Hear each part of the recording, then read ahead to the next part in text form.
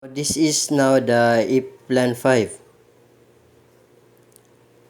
The scenario description. At 1200 hours on January 12, 2021, MV UC is in voyage number 42 departed from the Surigao Pilot Station bound for Pilar Port on gyro course 309 degrees. The magnetic compass read 312 degrees speed. The ship's particulars. The LOA 60 meters. The width is 10 meters. The speed is 12 knots.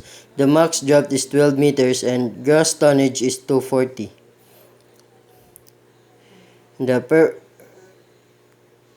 The performance criteria, the name of the vessel is MVUC. The voyage number 2.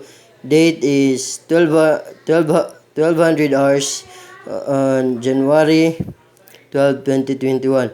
Departure point, Surigao Pilot Station. Arrival point, Pilar Port. The true course is 307 degrees.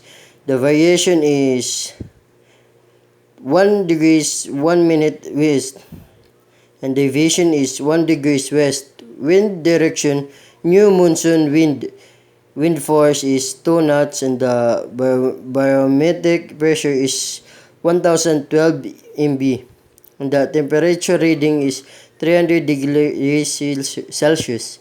Clouds is circumulus fair weather. Sea state is calm or rippled. Then the time is 12:30 hours. The true bearing and distance of the observed charted object is east of Sumilon Island Lighthouse with a distance of 1.5 nautical miles.